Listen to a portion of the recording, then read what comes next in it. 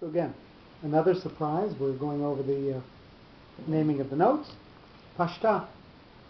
Parshat. That's easy. So, Pashut. it's not Pashut. I know, but Surato hi kimakel be'al-kason. Now we know what the word al-kason means. It's a straight line. It's a straight line on a diagonal. Al ha'ot ha'achrona shel hateva, on the last syllable of the last letter in the syllable. Ufoshet, and it spreads out the yotze, and it goes out from there. Ma'at lehalan min hateva. And it spreads out from there and goes a little bit beyond the letter that it's actually emphasizing.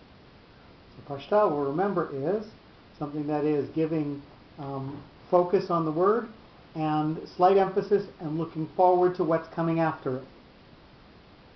And he tells us, here's our surprise. V'zohi tzurato, and this is its shape. It's a straight line on an angle. Just a straight line. Ubisfarim hanidpasim asuoto k'tzat bigul. And once you get to all the books that have been published, rather than the ones that were handwritten, it suddenly gets its little bit of a curve. But originally it was a straight line. Like Alexander Guru. Egu is right. So again, another. No, Egu is wrong. Well, we're doing Hebrew and English because Egu frappe, but Hebrew, no, it comes out, it's grab, it's grab. Yes, okay. if we were writing right to left or left to right. And the Hebrew is on it, which is absolutely frightening. Why can't English? Remember this? No. Why can't English? The Arabs speak Arabic with the speed of summer lightning, and the Hebrews got it backwards, which is absolutely frightening. Why can't English? The first song in My Fair Lady. How do you say My Fair Lady in Hebrew? Come on, you Israelis there. Virati hana'ava. Geveret, na'ava, My Fair Lady. Or Pigmalion. Okay. Okay, so the question I'm going to pose to the group is, do we want to continue with this and really not get into any text this week? No, or do we want to do maybe one or two more and then? There's only one, two more. That's all that's left. No. I've got we're one of 3 pages, so we've got a whole bunch more to go. Just do one or two. So let's do one or two more, and then we'll go into the text, and we'll do this again next week, perhaps. Yep. So, Yativ. We did Mercha? We have not done Mercha yet. He will get there. He's not going according to this order. No. Yeah. So remember that you said you had 3 pages, but this is 1 page. There's a note that looks exactly like a mahpach, but it's intoned. You sing it like a pashta. And it's called a yativ. Looks like a mahpach, but it's followed by a katon or by a zaket katon. Yativ on this list? I don't see it. Is that your clue that So, you would sing it? That's what's followed by. What follows it? Yes. Isn't it called Yativ? Shofar Yativ. That's interesting. Surato kamo mapach. It's exactly the same shape as a mapach. Aval bisfarim kadmonim. When you go back to the earlier books, hu yoter katan min mapach. It is written smaller than you would write a mapach, so that you would know the difference between which one is a yativ and which one is a mapach. So there was more clarity than just looking to what was after it. There was actually a different size to the note. V'hu ba'rak shehanegina berosh hateva, and it only comes when the emphasized syllable in the word is the first syllable in the word.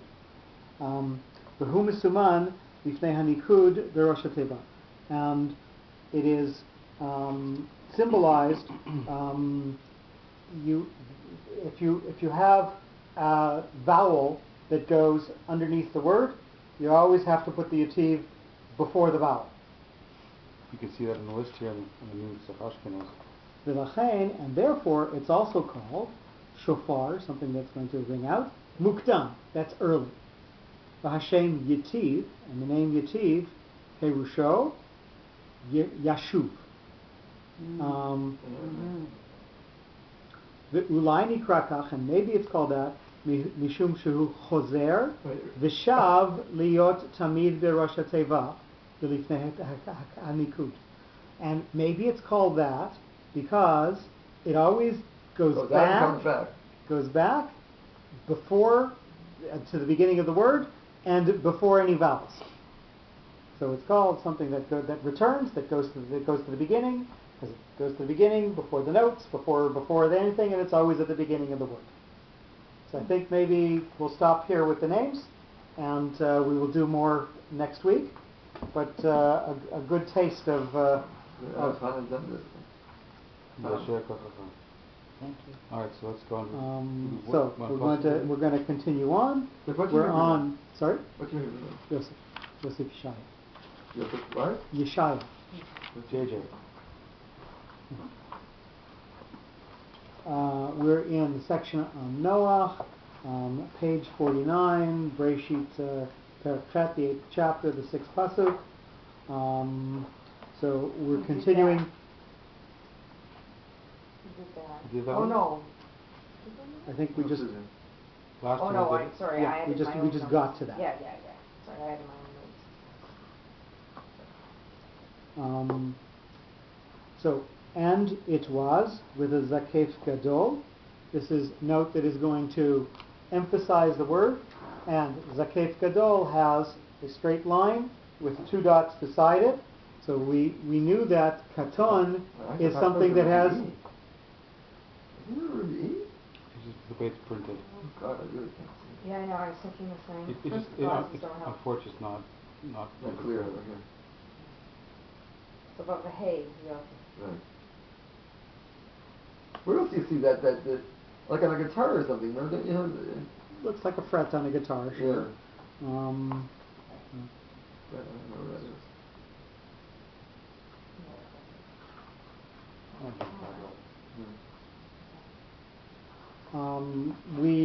We had encountered this note before, and we decided that a katon, the two dots, tells us when there is a duplicity, when there is two things that are happening with the particular concept that we're dealing with.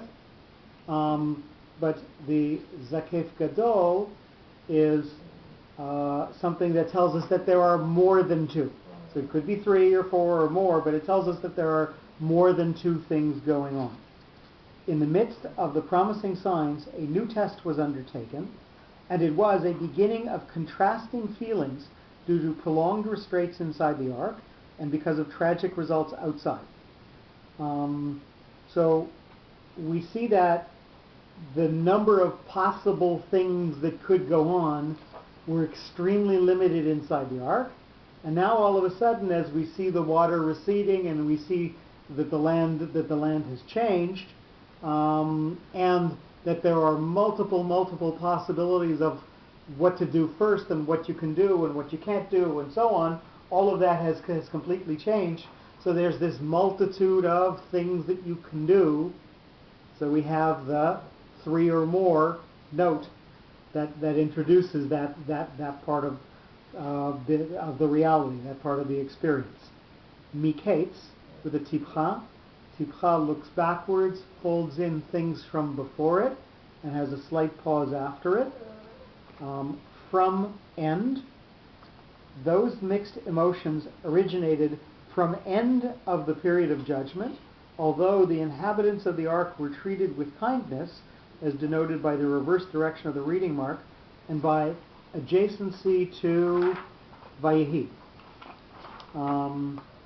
So we had mentioned many times that despite the judgment of the flood, there was a multitude of interventions that made the experience livable for everybody who was on the ark, for the people and the animals. So we look back to that, and we see that with all the uncertainty that's coming forwards, we still have to look back to all the kindness that got them to this point. Arba'im of 40. I'm not quite sure where he's getting the of, but in any case, with a munach. So this is something maybe it's like smichut. Miketz Arba'im, it's almost like a... But again, he says that the essence of the Perush is that each word has to stand on its own. So it can't be because of smichut. It can't be because of its connection to what came before it. Where does he say? He says that in the introduction or whatever. He says it in the introduction, and it's the principle that he's been following all the way through. So say the principle one more time. That each word is in fact a paragraph or a story in and of itself when taken in the context of its note. So you can't treat it as you're reading a sentence, Miketz Arba'im Yom, because in the context of the Perush, Arba'im stands by itself, because it's telling you this whole story by itself based on its note, which again is a Munach, which is going to separate it from what's come before, specifically saying no smichut, and it's going to go forward to what's going to come after it. In Miketz, the Tipcha has a small pause after it. So again, no, but by saying, okay, not in this list, but I'm saying, by saying that it has a connection to the next one, or so that sort of contradicts what you said. That's the principle. The fact that it has a connection to what's coming ahead, or includes what came before it, there is a connection between words. There is. I mean, each paragraph is going to attach to the next paragraph, but it's not a word attaching to the next word. No, I'm talking word to word. But it's not attaching word to word. Munach is telling us that. Not Munach, I'm saying, but other notes. I can't remember everything now. But so Mercha is going to lead forward into what's going to come after it. Okay, so like you just said that. But right. it's going to lead forward. This paragraph is going to lead forward into the next paragraph. Not the word with the Mercha is going to lead to the next word necessarily. But when you say Mercha, it leads to the next. So you mean to the next word. You don't mean to the next paragraph. I mean to the next. Each word with its note in context turns into a paragraph. Oh, paragraph in that sense. Okay. So the paragraph with the Mercha is going to lead to the paragraph with the Tipcha, not the word with the Mercha leading necessarily directly to the word with the Tipcha. But you're just making that up about that paragraph. I mean, what do you mean paragraph? We're reading each word has a concept, has a paragraph that comes with it. You mean this paragraph on the bottom, this Perush? That we're reading, the Perush. That's what you're calling the paragraph. Okay. So just with Miketz, with the word with the Tzipcha, he's given a separate possible Perush. Noach had deduced from end of the flood that his duty would be to start a new life for a society and repeat again a new Breshit Bara. So it's going backwards much farther. It's going backwards to the beginning of creation, and Noach is realizing that he's got to start the act of man being the essence of creation again from this point. What word are you doing this on? This is where it says alt from Miketz. Okay. From end, number 2. But now we're getting to number 3 of 40. Considering his future obligation to establish a new life system, Noach was still perturbed by the effect of rain of 40 days, and the memory of it discouraged him from starting again a new civilization, as stressed by the shape of the reading mark. So with the Tzipcha, we're saying Noach realizes he has to start a new civilization, and with the Munach separating itself out from that, he's saying, well, he's still worried about starting a new civilization because he doesn't want to repeat the past mistakes, but he is nonetheless going to have to go on from here. Yom, with an etnachta. Etnachta is the stabilizing note in the middle of the pasuk. It has a stop after it, and it perhaps looks up to something more elevated. On each day, Noach saw floating cadavers of those who came to beg him for asylum, whom he had to refuse. This upset him deeply, as showed by the stabilizing shape of the reading mark. But cadavers are dead people. So dead people asking for a favor? What do you mean? No, before, when he was when they were closing up ship. When he was, so he recognizes these cadavers as people from when they were alive. Right. mm-hmm. Yet you would think after all that time in the violent storm. They would have decomposed already? No, it's only 40 days. Well, Now, because it's actually Also, the They waters first were like a sink. preservative, I think. First bodies sink, and then as they decay and the germs breathe gas, Oh, then that they I float know up. of, but we're talking about an entire planet. How the cadavers that just happen to be right here, as opposed to 1,000 miles away. You know, No, but this is before the continent split, so it was all one mass. yes, it's all water during the storm. So the question is, where is the stability in this? Well, it's not a very stabilizing thought. No. No, Well, when you're dead, you're very stable. Yeah, no, but seeing all So the- other goes back than to destruction. other than Noach realizing that this is what he was commanded to do, and he has now fulfilled what he was commanded to do. Don't forget, this is a concept that we're introducing here that none of the other Mefarshim necessarily bring forward. The concept of Noach having number one, been begged for asylum, and number two, now seeing those who came to beg him for asylum, is midrashic but not brought here.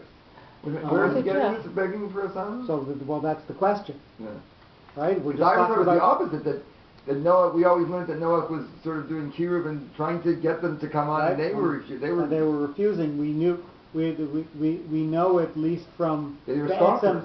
Hayom Hazeh that they tried to stop him from going onto the ark. So Rashi brings the concept of wherever we see Be'etzem Hayom Hazeh that Noach went into the ark in the middle of the day. Whenever we see that phrase, it's always that the people of the world wanted to stop it, and nonetheless God said it was going to happen, so it was going to happen. So this is how Noach goes into the ark. This is how the people of Israel go out of Egypt at Hayom Hazeh, Yeah. and this is how this is how Moses dies, despite the fact that people say we don't want him to die, we don't want him to go. At Hayom Hazeh is when Moses dies. So whenever we see that phrase, Rashi tells us that this is code word for the people of the world wanted to stop it, but God said it was going to happen, so it happened in broad daylight in the middle of the day, so that everybody could see that God's will was primary. And maybe perhaps So again, we get the concept of people protesting, but we don't The get opposite of what it is. the concept of begging for them asylum. begging for asylum. We certainly have the Midrash introducing the concept of people trying to cling to the ark because that's how Og survives, at least in a midrashic sense, that he clings to the outside of the ark. So we get that concept from Midrash. And why Again. wouldn't he refuse anybody? Like Abraham when he's trying to save Sodom, he's looking for anybody to. Mm-hmm. It doesn't jive with So- what we know of Noah. That he tried to. Well, they say he built the ark. He does. Even the kiruv one is up for Right. what So the question is whether Debate. Noach Debate, actually yeah. did this or not, and Ish Tzaddik, was he righteous or was he just The ark is sort of a almost- metaphor for a Noah person, Mhm. where he just cares about a tzaddik himself. He Yeah. just cares about himself and his own welfare. You said, I wonder where the stabilization is. I wonder if it can't come from the fact that Noah ultimately, he closes the window, he's shut in, he can't see what's going on outside, and that in of itself is Rahmanas. But maybe there's a Hava Mina in his mind to say maybe people survived and I can rely upon them to help. Maybe there's a few tzaddikim who made it through. When he sees all these cadavers coming, he says, yep, I guess I'm the only one. And therefore it solidifies in his mind his personal responsibility for the totality of the recreation. Like there's no one else he can lean on but himself and those on the ark. Until then, he thought that someone survived. Sure. People live in hope sometimes beyond reasonable hope. And if it's Maybe they floated to the top and just. no, but That's really what there. what would be Yeah, but I mean, I what think- would be Kadosh maybe there Baruch was Hu's one peak that was spared. maybe Kadosh Baruch Hu's purpose in showing those cadavers is precisely that. It's like, dude, there's nobody left but you, so get on with it. What is the connotation of Vayehi? Vayehi also has its own So there's contextual meaning. the Gemara. But you have to read or just the word Vayehi by itself, even. So Vayehi the Gemara in Megillah- Megillah, the Gemara in Megillah Whoa. discusses this, that usually whenever we have something introduced by Vayehi, that something bad is Or going to voting. happen.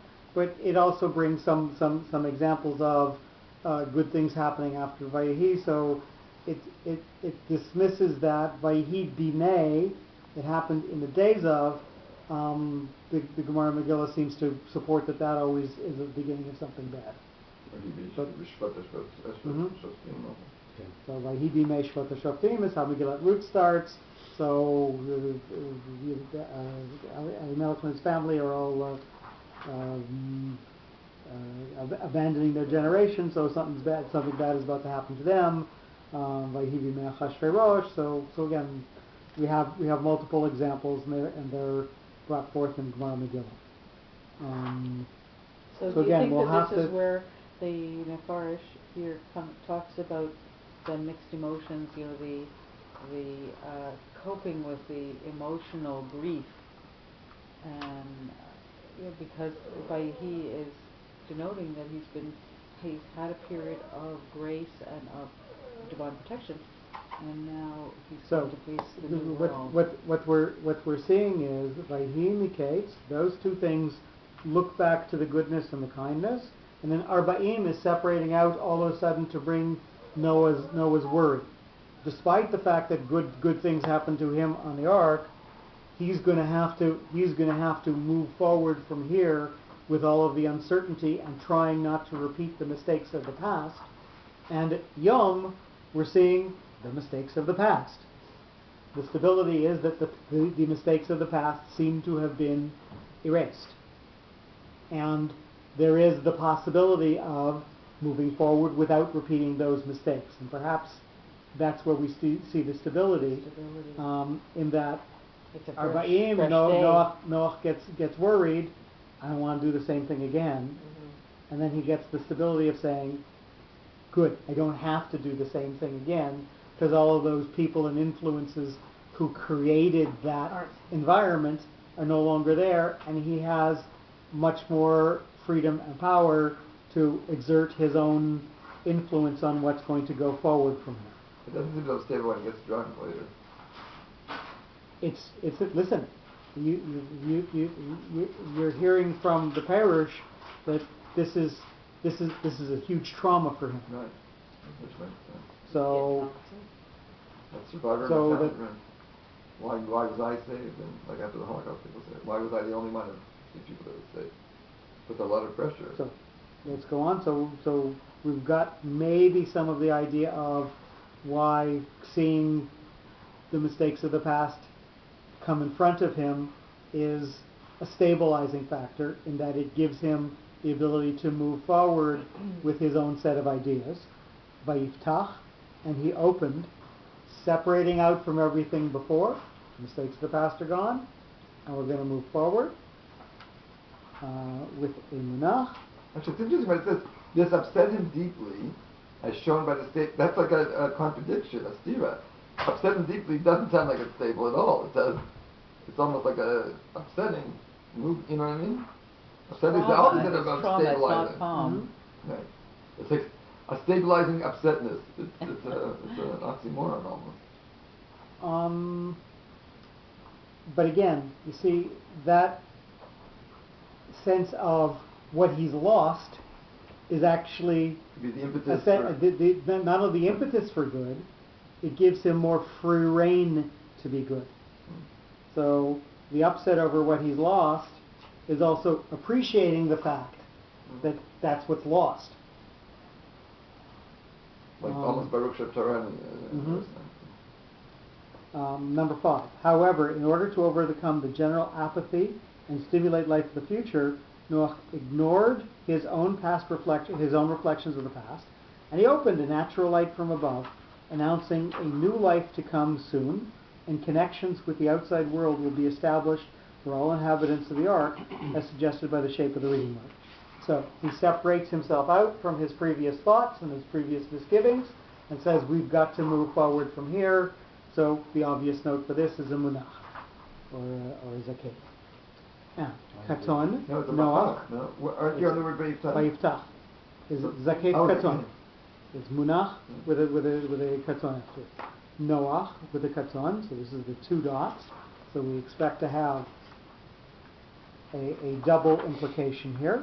But this time Noach started to plan proper ways for orderly disembarkation of the species from the ark, as suggested by the shape of the reading mark. Who goes first? Who goes afterwards? So he's thinking A, then B. It sounds like a song. This parish is like a song because that's the pismon. It's the every paragraph almost ends with that. The shape of Et chalon, mercha. Mercha is going to slightly look to the past, but it's not going to be completely separated by the past, but mostly it's going to focus on what's going to come afterwards, with a window. Not only did Noach remove the hermetically tight light cover from the ark to permit fresh air to come in, but he left the aperture open for direct heavenly light. Thus, with the window left unshielded, he let know all occupants of the ark that no repetition of the great rain would ever occur in the future. Everybody would return to his usual habitat and way of life, choosing his own milieu. Hence, chalon instead of tzohar, as expressed by the directional shape of the reading mark. So this is going to bring us back to everything that's happened from before, that the animals are going to be able to, again, go to the habitat that they had before. They will have natural light over them like they had before. And Sorry, what does chalon mean? chalon means a window. Yes, but in this case as opposed...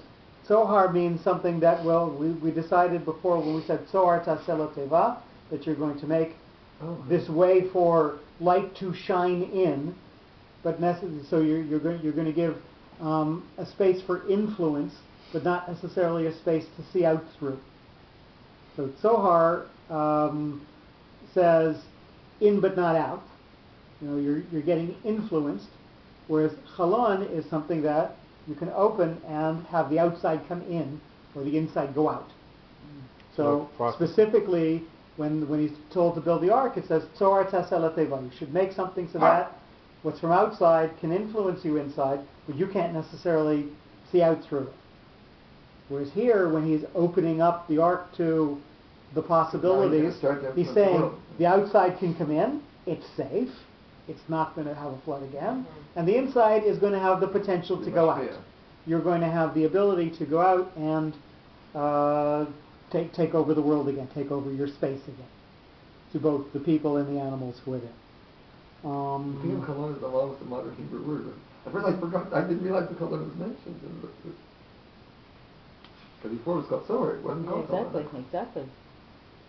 So again, this infers a level of prophecy to Noah that is not necessarily brought by any other mafarish. It says Noah opens up the window to tell everybody that there's not going to be another flood. How did Noah know that? Before we have the promise made of with a rainbow. So again, we're learning details here that aren't given by somebody, that aren't given by another parish. So I want to point that out, that that's not just something that we ran over and reread.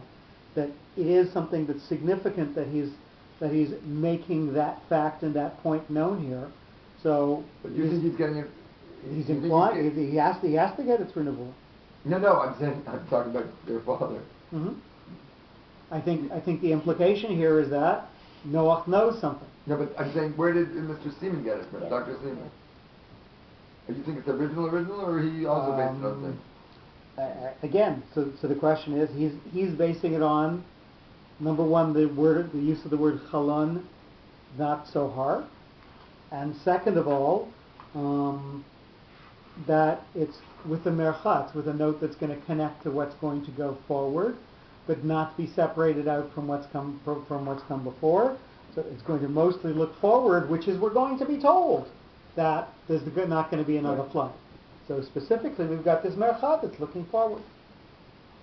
So he's bringing the forward into the word chalon because of the mercha.